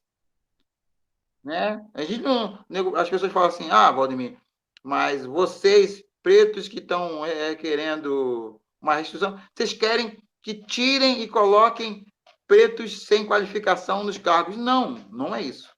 Não é isso. Nós queremos que deem vaga para os pretos qualificados, para aqueles capacitados. Porque esses que são capacitados e até são super qualificados, inclusive, o que acontece? Quando eles chegam lá para pleitear essa vaga não é dada. Porque é assim, o cara tem 5 faculdades. O preto tem 5 faculdades, o branco tem 4. Bota o branco. Oxe, é nesse nível. Mas não, tudo bem, o branco é qualificado pra caramba, mas o preto é super qualificado. Por que não bota o preto? Escolhem um branco. Essa é a única explicação, porque a explicação racista é de que os brancos têm a melhor formação e são melhores qualificados. Isso é um engodo e é uma frase extremamente racista, porque do mesmo jeito que um branco luta para subir na carreira, estudar, o preto também luta, também estuda e chega lá. E provavelmente quando um preto é bem qualificado, ele é super qualificado porque ele é um monstro dentro da sua área para conseguir chegar lá. Então, esse cara tem que chegar lá. O Silvio Almeida, por exemplo, ele é ministro, mas ele é um monstro. Ele não é uma pessoa comum. Tá? Ele não é ministro à toa, não. Ele é um cara fora dos padrões. A mesma coisa eu posso falar do Obama. Tá? O Obama chegou a presidente da República dos Estados Unidos, mas ele é um monstro. Ele é o cara que foi orador da turma dele em Harvard. Ele não é qualquer pessoa. Então, quando um preto consegue chegar num cargo desse, de chefia, de liderança, é porque ele é uma pessoa fora da curva. Né? E nós não podemos esperar que todos os pretos que consigam chegar em cargos de chefia, gerência, de cargos desses cargos mais altos, sejam pessoas fora da curva, porque essas pessoas é apenas 10% dentro de qualquer grupo de indivíduos. Aí você exclui 90% dos indivíduos daquele grupo. É por isso que você tem muito mais brancos nesses cargos de chefia e liderança. Então, esse trabalho de mudança de mentalidade tem que ser feito, é um trabalho de formiguinha, é um trabalho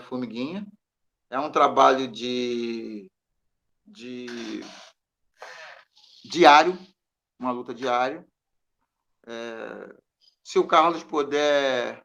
Agora eu vou pedir uma outra pesquisa aqui. Quantos CEO e... quantos CEOs e funcionários de cargo de gerência, né? De gerência e diretoria, se tem essa estatística do IB no Brasil. Vamos ver se a gente consegue trabalhar esse fato. Bom, esse número é muito maior do que o número de pretos bilionários e milionários. A gente tem. Inclusive, eu fiz um curso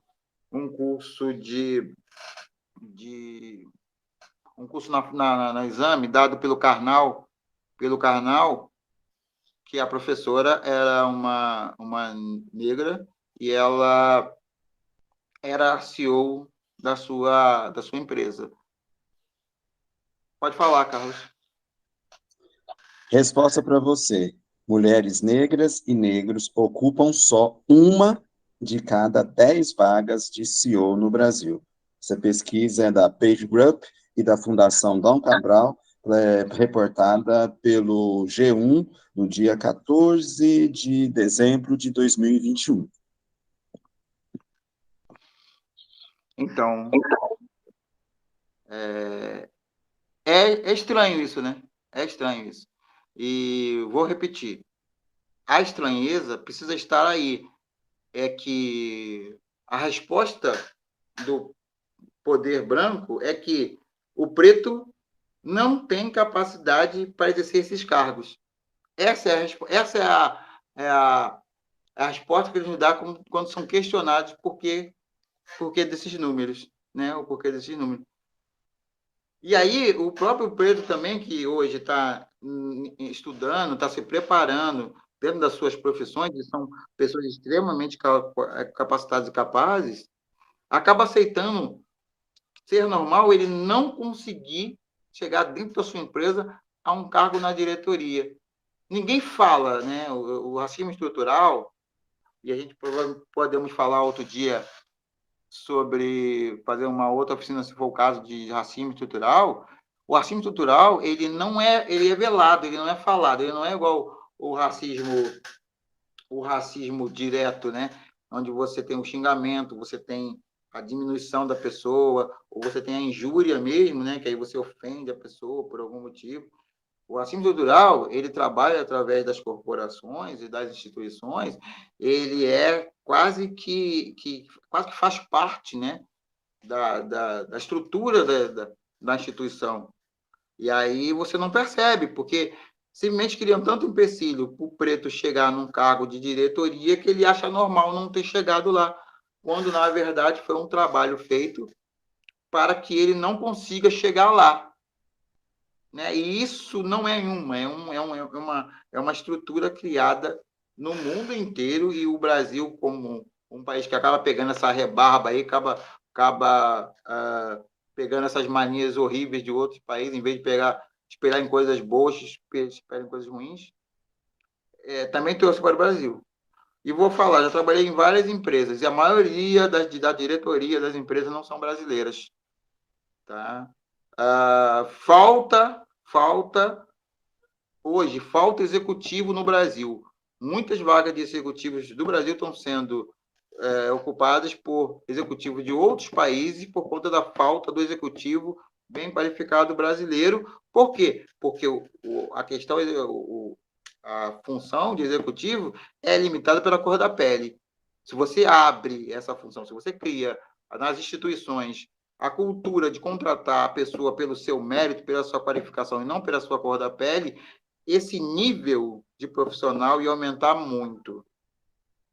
Tá? E, infelizmente, hoje, o recrutador ainda pensa em cor da pele ao invés de qualificação e preparo. Beleza? Você tem alguma coisa para falar, Carlos? Oi, pessoal. Eu gostaria de só aproveitar, né, esse momento de pausa para compartilhar o que eu estava refletindo junto com essas ideias que o Vader me trouxe, né? Que a gente ainda tem o peso de, às vezes, ser utilizado como troféu, né? Dentro de ambientes, né? Às vezes você é o único ali e você é utilizado como justificativa, como o ambiente é dado como lugar inclusive porque tem você, mas só tem você, mas não tem mais ninguém negro, né? E isso também é algo que pesa bastante, acredito, na saúde mental, né? Da população negra. Porque você está nesse ambiente, você não se sente pertencente, você não vê os seus, você não se identifica. E para todo mundo ali é tudo muito normal, mas para você não. E muitas vezes não vai ser compreendido esse sentimento, né? Quando você diz. Vão perguntar, mas alguém te tratou mal, alguém fez algo, mas é uma coisa que você sente, sem contar de todas as situações que acontecem no dia a dia, que para muitas pessoas não é racismo, mas você consegue identificar, né? É o que a gente falou no tópico anterior sobre a normalização de muitas atitudes, né, no dia a dia. Era só isso mesmo que eu gostaria de compartilhar. Ó, uma pessoa levantou a mão, pode ficar à vontade, viu? Abrir o microfone, se apresentar para o pessoal, falar de onde você é. Sim, chamo-me Mamadou Diallo, sou da Guiné-Bissau. Atualmente estou vivendo em Carape, município de Ceará, estudante de humanidades na Unilab. Então, sempre tenho confrontado com esse assunto de racismo nas cadeiras que eu estudo do curso de humanidades. Então, eu queria somente comentar no início onde o professor definia sobre etnia. E no nosso contexto é totalmente diferente. Porque lá, como é um país africano, então lá, para distinguirmos, é através da etnia. Por todos nós somos guineenses, mas eu perguntava qual é a sua etnia, porque temos mais de 20 grupos étnicos. E cada etnia tem sua cultura e sua própria língua, além de outra língua que é crioulo, que nos une toda a língua portuguesa. Como sou da etnia Fula, falo também a língua Fula. Há outras pessoas que são de outras etnias. E também gostaria de questionar qual é a origem desse termo pardo, porque é aqui na universidade onde eu estudo que eu, eu tive contato com essa palavra pardo, porque na turma, às vezes, uma professora que gostava de diferenciar, em termos de exercício, pessoas pardas, negras ou brancas, assim. E comecei a ficar assim, nunca ouvi essa palavra pardo, pardo. Aí eu gostaria que o Valdemir Costa explicasse um pouco sobre como se diz, designação de pardo, identificação de pardo. Muito obrigado a todos pela oportunidade e atenção. Show de bola. Gostei, né? Gostei. Então, essa questão da etnia na África é muito legal, porque, assim, são origens, né, de povos diferentes, né? Na África, você tem o povo africano, né, da raça negra e com as suas etnias diferentes em cada região ali da África, né? Inclusive, no seu caso, por exemplo, no seu país, tem várias etnias. A etnia é dada pela cultura, não só pela pigmentação, né, mas sim pela cultura, pela associação, pela língua, pelas características sociais de cada povo. Isso também acontece no Brasil. Só que no Brasil, nós estendemos isso para a questão também da cor da pele, porque diferente do povo africano, né, que a pigmentação é muito maior, no Brasil nós temos uma variação muito grande de tons de pele. Então, você tem aqui, por etnia, negros, né? Negros, na questão da etnia, negros bem retintos e negros com a pele bem clarinha, né? Então, esse que tem a pele bem clarinha, costumou se chamar de pardos, né? Deu-se essa designação de pardos, por terem pouca pigmentação na pele. Na verdade, essa distinção foi feita só para criar exatamente essa diferença, como foi feito em Ruanda, né, com a população de pele mais clara da população mais retinta, e você colocou a população de pele mais clara dentro das casas e a população mais retinta dentro das fábricas. Né? É para dizer o povo preto que um povo preto, por ser um pouquinho mais claro, é um pouquinho melhor, é melhor que o outro. Então, o Estado brasileiro fez essa distinção porque não podia chamar legalmente as pessoas de preto, né? Ou de negro. No Brasil, você não pode legalmente identificar uma pessoa como negro, porque legalmente o povo brasileiro é formado por negros, índios e brancos, né? Então, o pardo foi feito para designar as pessoas mais clarinhas. Carlos, você quer completar alguma coisa? O Marcelo ou a Keila? Um ponto que nós não podemos, de forma alguma, deixar de lado, é isso que você muito bem colocou. No continente africano, que a gente também não pode considerar como sendo um continente etnicamente homogêneo, porque mesmo dentro da chamada África Negra, por exemplo, se você passa lá, Sudão, Namíbia, a Etiópia, que está mais ao norte, né, mais lá do lado oposto, né, do lado oriental da África, ou se você vai lá para Angola, Moçambique, e vai lá no sul, na Nigéria, e no extremo sul, na África do Sul, ou seja, passamos por todo o continente africano, chamado África Negra, né? Você vai ter, como você colocou, Valdemir, tons de pele diferentes. Então, por exemplo, eu sou bem retinto, então eu vou ficar parecendo, por exemplo, com etnia Zulu. Se você vai para Camarões, em Camarões, o pessoal tem uma pele um pouco mais clara. São pessoas retintas, mas também mais claras. Ou seja, a gente não consegue, não é interessante a gente ficar nessa de querer homogeneizar. E é um ponto também que é muito bom para a gente discutir, e nós, enquanto negritude, é entendermos que nós não somos etnicamente iguais. E é uma coisa que, por exemplo, eu sofri a minha vida inteira, né? Por exemplo, estavam lá eu e os meus primos, todo mundo junto. E as pessoas faziam, não, é tudo igual, preto é tudo igual. Então eu chamo Carlos e queria me chamar de João. Só que João é meu primo mais velho. Não, é tudo igual. Não, nós podemos ser parecidos, mas nós não somos iguais. Olha o formato da minha testa, olha o formato do meu rosto, olha o tom da minha pele, olha o tom da pele do meu rosto. Ou seja, que acaba sendo uma forma de se fazer o racismo, que é nos tornar iguais, mas nós não somos iguais, nós somos tremendamente diferentes. Você pode até observar, por exemplo, as suas irmãs e os seus irmãos. São realmente todos iguaizinhos a você? Ora, só quero acreditar que pessoas, biologicamente falando, são iguais, se elas são gêmeas e ainda assim, gêmeas homozigóticas. Porque senão não tem como falar que é igual. Você vai ter diferença sim. Mas o racismo faz o quê? Faz com que nós sejamos feitos como pessoas iguais, coisa que nós não somos. E se você quiser, Valdemir, eu posso disponibilizar no link lá do WhatsApp um estudo, uma reportagem do portal GLE10, que, aliás, eu recomendo que todos nós venhamos a seguir, que fale um pouquinho sobre essas etnias, viu, Mamadou? As etnias presentes, algumas etnias, ou a maioria das etnias presentes lá na Mãe África. É que ele perguntou a questão também da questão do pardo, né? Eu fui bem genérico a questão do pardo, que a questão do pardo tem uma questão mais, como é que eu posso falar?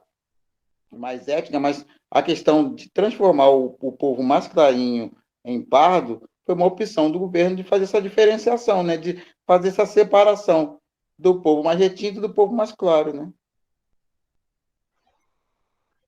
Eu vejo assim também, eu vejo como uma forma de nos separar, né?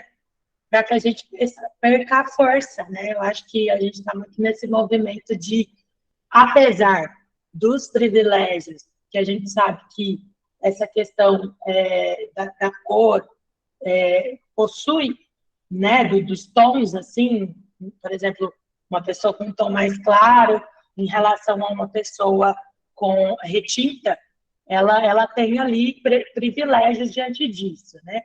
Mas mesmo assim, ela ainda passa por todos os problemas que nós discutimos aqui hoje, e a gente precisa cada vez mais estarmos unidos, estarmos juntos, para que a gente consiga ter força, né? Porque a gente sozinho, similar ao que estávamos falando agora, por exemplo, sobre o ambiente, né? Sobre trabalhos, por exemplo, lugares que às vezes você consegue ter acesso sozinho você é muito pouco, né? Você é muito fraco em relação ao todo, né? A toda aquela branquitude ali ao seu redor. Então, é importante que a gente se una, a gente tenha esse senso de comunidade, né?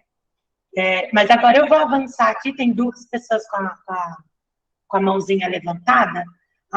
Por ordem aqui, quem levantou primeiro foi a Catarina Maia. Catarina, fique à vontade, viu? Oi, pessoal, boa tarde. Eu vou pedir desculpa que eu não consigo abrir a câmera, mas eu vou falar aqui. Eu falo de Salvador, faço parte do MNU Salvador, mas eu sou do Ceará e também estudo na Unilab como Mamadou. A Unilab, para quem não conhece, é uma universidade federal afro-brasileira, né, que tem acordos internacionais com países africanos de língua portuguesa.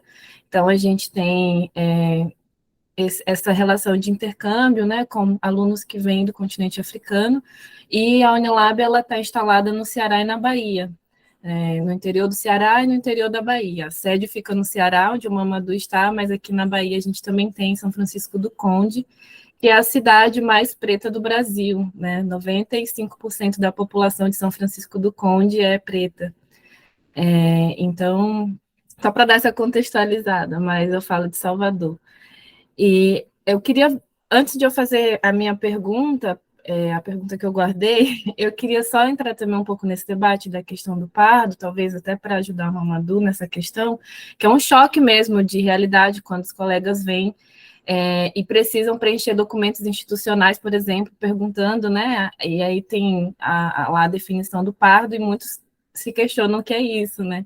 Mas, assim, eu penso também que essa questão do pardo, como o Marcelo falou aqui no chat, tem todo um projeto teve todo um projeto de embranquecimento da nossa população, né?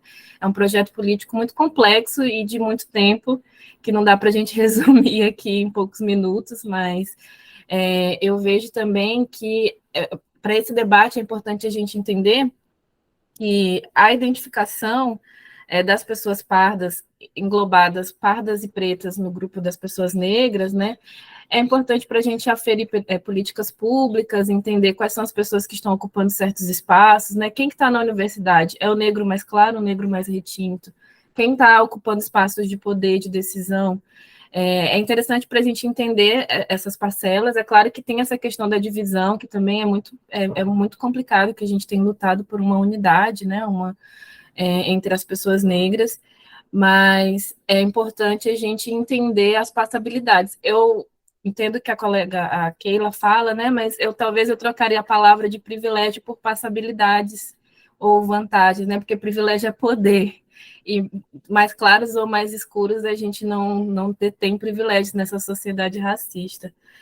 Mas, assim, era mais essa contribuição mesmo, como uma mulher negra de pele clara, né, eu sempre me coloco como parda nas identificações, e participo também de bancas de averiguação, e é interessante a gente entender que o nível de pardo, nem todos os pardos são pardos negros, né, que compõem o grupo dos negros. Assim, a gente tem um país que é muito misturado, mas, por exemplo, para ações afirmativas nas bancas de averiguação, a gente vai entender se aquele perfil é um perfil para além da identificação dele como pardo, se é um perfil para a política pública de ação afirmativa, né? Se é uma pessoa que realmente tem ali seu corpo excluído de espaços, né, de oportunidades, para adentrar em espaços através das ações afirmativas. Mas a minha pergunta para o professor Valdemir é sobre a questão do letramento racial. Esses dias eu vi, está rolando uma notícia da Loren Prota, que é a esposa do cantor de pagode baiano, do Léo Santana. Ela é uma mulher branca, casou com o Léo Santana e teve uma filha, né? E ela falou agora, deu entrevista, que foi preciso ter uma filha negra para entender a importância do letramento racial. Então, ela começou a estudar. E aí eu queria saber, eu acho que é uma tarefa muito complicada. Por exemplo, eu estou agora num programa de pós-graduação e eu tive uma experiência muito difícil com uma professora branca que pediu para que eu a letrasse racialmente, porque ela precisava de alfabetização racial. E é muito, assim, eu fiquei muito constrangida da forma como eu fui abordada, até porque a gente não está recebendo nem nada para isso, né? É uma professora que está ali no espaço de poder, recebendo um salário muito bom, e eu, que nem bolsa tinha, eu vou ter que alfabetizá-la racialmente. Eu fiquei muito constrangida com isso, e eu fico pensando qual é o nosso papel enquanto movimento negro unificado, enquanto ativistas do movimento negro, enquanto pessoas negras mesmo. Eu sei que essa formação que a gente está tendo aqui é muito legal, um aquilombamento, é uma forma de a gente compartilhar o conhecimento, mas em relação às pessoas brancas, como que a gente se comporta nesse sentido? Qual seria a nossa posição, assim? Porque eu fico pensando que há também um exercício de lá para cá, do interesse da pesquisa, mas também sei lá, de não querer que seja essa a nossa obrigação. Esse é o meu sentimento. Eu não queria que fosse a minha obrigação ensinar as pessoas brancas o letramento racial. E aí eu queria saber como que a gente se comporta como movimento, como coletivo, né? Além do individual, mas como coletivo nesse sentido. É isso. Obrigada. Então, Kátia, né? Deixa eu ver aqui. Isso mesmo. É exatamente o que você falou. Nós não temos obrigação de sermos professores do povo branco de letramento racial, mas nós temos a obrigação de não aceitar as coisas como estão até agora. Então, do mesmo jeito que nós não somos obrigados a ensiná-los, a tentar explicar para eles como é ser preto, a gente também não pode aceitar que eles continuem agindo do mesmo jeito que eles agiam antes, né? Mesmo eles estando em posição de poder, mesmo eles estando em posições que muitas vezes nos oprimem, né? Pode ser nossos patrões, nossos professores, né? Pessoas que a gente depende delas, mas cabe ao preto letrado se impor enquanto pessoa consciente da sua posição, do seu status de ser humano igual a qualquer um, exigir que ele seja, que nós sejamos tratados de uma forma honrada, de uma forma. Eu estou tentando procurar uma palavra que defina a forma como essa exigência tem que retornar, né? Nós não podemos deixar que simplesmente você bote um currículo numa empresa e essa empresa, por trás dos panos, escolha um currículo de um branco, sabe? A gente tem que começar a ver, a perceber isso. Poxa, quem nunca, eu acredito que nessa aula, que todos que estão aqui já passaram por isso pelo menos uma vez na vida, de estar numa escolha para trabalho ou para ser colocado em qualquer situação, e você viu que a pessoa escolhida, ela foi escolhida simplesmente pela cor da pele dela, sabe? Não tinha a menor qualificação para ser, você tinha uma questão muito maior. Então, nessa hora, eu acho que a gente tem que pular, tipo assim, né? Temos que soltar, a gente não pode deixar passar isso mais, e quando vê isso acontecer com o outro, se unir com essa pessoa e fazer com que isso não aconteça. Não só através de reclamação, mas também de fazer cumprir a lei. Se for realmente o racismo, prende, leva, abre o processo, vai até o final ali, com o processo até o final, prendendo, para que as pessoas comecem a entender que essa atitude é um crime, é uma atitude que prejudica o outro. Porque essa pessoa professora tem quase certeza que ela acha que a atitude dela é racista, porque se ela não tem conhecimento, não tem um letramento, ela tem atitude racista mesmo que inconsciente. Ela não sabe que ela pratica o racismo inconsciente, ela está querendo lutar contra isso, mas não sabe como. Então, se ela passa por essa situação, ela pratica o racismo mesmo sem saber, entendeu? Então, a gente tem que lutar, porque essa pessoa, ela não pode, ela tem que acordar, você tem que acordar assim, ó, fulano, peraí, isso aí é racismo, não tem como, sabe? Tipo, quando a pessoa fala para você, você fala assim, poxa, fulano, aquela empresa ali, ela não me contratou porque eu sou preta, a pessoa, será? Isso é racismo.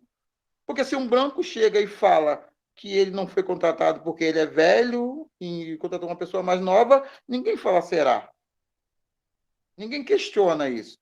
Por que questiona o preto quando ele fala que ele não foi contratado, que ele não conseguiu uma bolsa porque preteriram ele por conta da sua cor da pele? Por que questionam isso? Isso é uma atitude racista também. Enquanto a gente não mudar essa mentalidade do próprio branco e do próprio preto que aceita isso como uma coisa natural, a gente não vai mudar nada no Brasil. Perfeito, Valdemir. Vamos aqui rapidinho, para a gente conseguir cumprir nosso horário. Temos mais uma pessoa com a mãozinha levantada, é o Fábio de Paula. Me apresentando, então, meu nome é Fábio, né, eu curso Ciências Sociais aqui na Unesp em Araraquara, estado de São Paulo. Eu sou membro do Movimento Negro de Catanduva, né, a gente tem até um pouco de diálogo aí com o Movimento Negro de São José do Rio Preto, o Movimento Negro Unificado, né, de São José do Rio Preto, e achei muito interessante, muito bom o curso, no geral, fazendo aí um agradecimento a todo mundo, né, especialmente Valdemir, Carlos, Keila.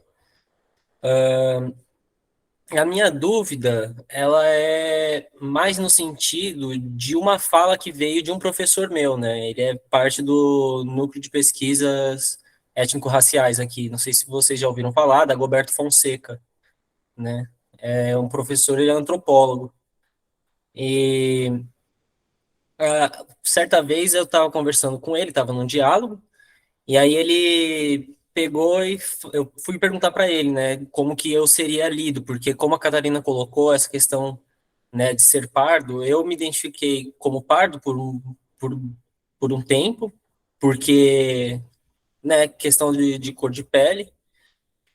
E aí ele pegou e disse para mim que eu não seria lido como negro, mas talvez como moreno, e que moreno remeteria a Mouro, né? E aí os mouros seriam aqueles do norte da África, mas que nessa, como foi pontuado aí tanto pelo Valdemir quanto pela Catarina, eu eu seria eu não sei, né? Às vezes eu fico muito confuso. É um dilema geralmente de pessoa que se identifica como parda. Eu não sei se por causa de cor de pele eu seria identificado, né? Se isso bastaria, é uma dúvida que eu tenho também, né? Quando se trata dessa questão de moreno e tudo mais, como que se porta, né? Eu tenho me identificado como pardo até então, mas não é uma leitura que seria só minha, né? Não é único exclusivamente eu que tenho que me identificar. Também é uma leitura social que se faz. Aí eu queria saber também nesse sentido, né? Não sei se ficou clara a minha pergunta. Clara não, né? Se deu para entender o que eu quis dizer. Não, ficou claríssimo. Deu para entender o que você falou. E eu passei por essa mesma situação, porque, por incrível que pareça, o meu primeiro registro de nascimento está como pardo, por incrível que pareça. Né? Vou explicar para você por que no meu registro de nascimento está pardo. Porque, como vocês podem ver, eu não sou tão retinto assim. Meu irmão, né, era um ano mais velho, era muito mais retinto. Era muito mais parecido com o Carlos, e eu sou mais clarinho, e minha irmã é um pouco mais clara, porque a minha família, ela vem de dois grupos de origem africana, de etnias africanas extremamente diferentes. Eu tenho uma parte do meu pai que é de uma etnia onde as pessoas são bem baixas, né? Baixas e clarinhas, tipo o povo da Etiópia ali, que você acabou de falar que são os mouros, o pessoal com a pele mais clara e é bem magro, sem nenhuma gordura no corpo, que eu tenho um ódio de não ter pego isso, dessa genética deles lá, mas é daquele povo, né, que ganha tudo quanto que é corrida. E a parte da minha mãe é de um povo negro extremamente grande e extremamente corpulento. Meus primos têm tudo 1,90 m, 1 m, quase 2 metros. E são negros bem retintos por conta disso. Você entendeu? Mas tem corpo, tem muita. Não chega a ser gordura, mas tem muito corpo. O corpo é bem quadrado. E eu sou a mistura dessas duas etnias africanas, podemos dizer assim. Né? Então, a minha família tem pessoas que têm a pele um pouquinho mais clara e outras que, no caso, meu irmão, por exemplo, né? Que tinha a pele bem mais escura, bem mais retinta. E no meu registro estava pardo e no dele preto. Na verdade, não tinha nem preto. Na época, foi de 71, né? 70, 71. Era no meu pardo e no dele negro. Raça. Porém, a lei mudou. E aí, quando eu tive que fazer uma segunda via do meu registro de nascimento, o meu registro de nascimento veio como cor da cutis preta. Entendeu? Então, hoje, documentalmente, o que se você registra é a cor da cutis, ou seja, a cor da sua pele, a cor da sua face, não mais a sua raça e nem a sua etnia. E essa definição também você pode se auto-identificar, enquanto eu sou negro, ou eu tenho a cor da pele preta. Isso, a lei faculta esse direito a você. Se você acha que você se define, você se entende, você se vê como pardo, é um direito legal seu se identificar quanto pardo. Agora, em questão de negritude, que eu falei muito no começo, negritude, essa união que eu quero, que a gente prega, da união do povo negro do mundo inteiro. E eu falo negro porque aí eu já tirei todo mundo da África, joguei todo mundo no mesmo balaio no mundo inteiro. Todo mundo é negro. Todo mundo é negro.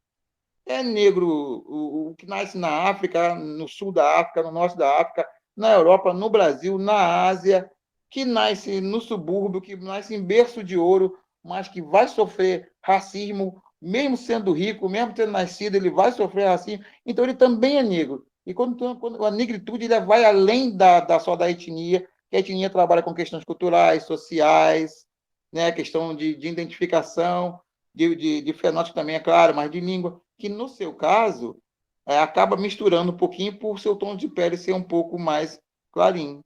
Então, eu acho, na minha concepção, você seria simplesmente eu, assim. Você parece muito comigo, na verdade, nós temos mais ou menos o mesmo, quase o mesmo tom da pele, você é um pouco mais clarinho, mas um negro um pouquinho mais claro, de pele um pouquinho mais claras. Negro. Agora, moreno, não. Moreno, não. Moreno, não. Não. Aí, não. Moreno, jamais.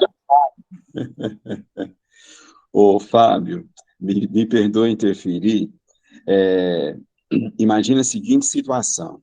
Estamos olha aqui, ó, retintão, não tem como negar, e você dentro do meu carro, parado no endereço mais caro daí da sua cidade, na Bahia, tá certo? Imaginou? Imaginou? Daí vem uma viatura da polícia. A viatura da polícia está passando. Vamos mudar o horário. Está por volta aí de umas 9 horas da noite. A viatura da polícia encostou porque recebeu um chamado que havia um carro em atividade suspeita naquele quarteirão. Para mim, a polícia vai chegar e vai falar o quê? Negão, sai daí, mão na cabeça. E para você, ela vai falar como? Ela vai pedir, dá licença, doutor, a gente pode olhar esse carro? Entendeu? Ou seja, então, ó, se é de um jeito ou se é de outro, para a sociedade, e sobretudo para essa sociedade que pratica ou que endossa o racismo, acaba ficando do mesmo jeito.